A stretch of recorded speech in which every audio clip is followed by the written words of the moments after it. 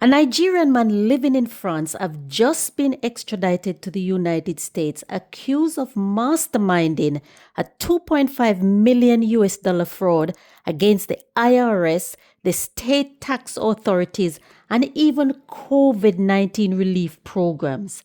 His alleged crime is identity theft, computer hacking, and fake investments that left thousands of victims in the dust. How did it happen? How did they do it? Well, that is exactly what I'm about to share with you. So keep watching. Good afternoon and welcome. Welcome back, my people. Thank you for your support. If this is your first time stumbling across this channel, welcome.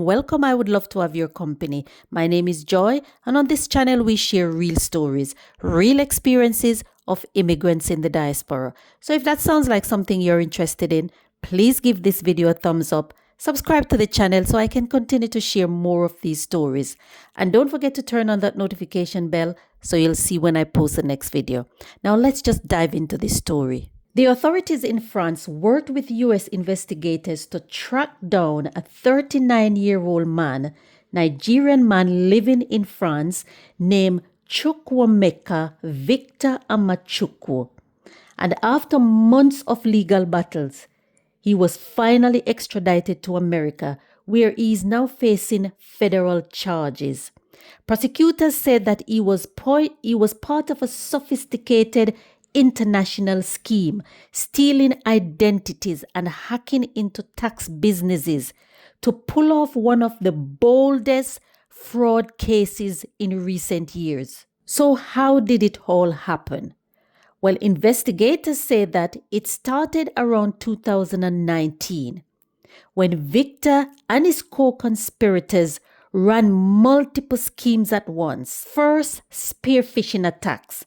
And spearphishing is where they would send fraudulent emails to companies or individuals. These emails would look real. They would look genuine. You would have to be an expert to realize that they were fake. They were carefully crafted emails that trick businesses into giving up sensitive tax information. And once they received these stolen identities, they would file fake tax returns, stealing funds that were meant for ordinary Americans. And that was not all. This guy, Victor, and his co-conspirators were hard at work. They were enriching themselves. The prosecutors allege that he also ran a fraudulent investment scheme, promising victims valuable opportunities that never even existed. In total, Victor and his co-conspirators stole the identities of thousands of people, filing fraudulent returns, and pocketed at least 2.5 million US dollars. On top of that, he also targeted COVID-19 relief programs using stolen identities to claim small business loans, and they raked in an additional 819,000 US dollars from Small Business Injury Disaster Loan Program, money that was meant for struggling businesses during the pandemic. These guys were hard at work. Victor is also charged with participating in a separate fraud scheme. In this scheme, the defendant offered victims investments that were not true. They did not even exist. Standby letter of credit. These letters of credit did not even exist. And Victor pocketed millions, it is alleged, millions of dollars of his victims' money.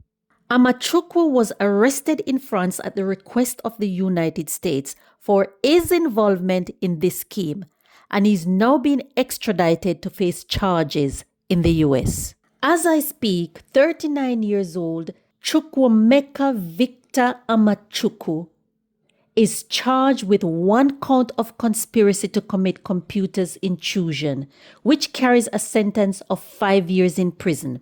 2 counts of conspiracy to commit wire fraud, which carries a sentence of 20 years in prison, and aggravated identity theft, which carries a mandatory consecutive sentence of 2 years in prison. So he's facing 27 years in a US prison. 27 years in prison is no joke. And that is one thing about the US. They don't joke when it comes to sentencing. It's not like UK, 2 or 3 years. You will be sentenced. You will spend most of your life, if not all your life, behind bars. This story is just one example of how international fraud rings are exploiting government systems, from fake tax returns to pandemic relief scams, identity thefts. And this is not just an American thing, it's a global problem. These schemes not only drain taxpayers' money, but they also devastate the lives of innocent, vulnerable, ordinary people whose identities are stolen. Some of these people never recover from it. Some of them sadly went on to even end their lives. The authorities are warning that cybercrime is growing more global, with criminals operating across border, highly skilled, organized criminals using advanced technology and techniques to defraud people, to defraud countries out of millions, billions every year. These highly intelligent groups make cases like this one extremely complex to investigate and extremely complex for individuals to be prosecuted.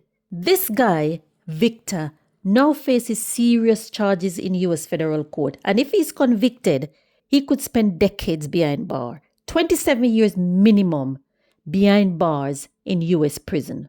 But the bigger question remains, the elephant in the room. If hackers like this one, Victor Amachukwu, can scam millions right from the IRS and other government programs, how safe is your identity? How safe is our identity? What do you think about this? Let me know in the comment section.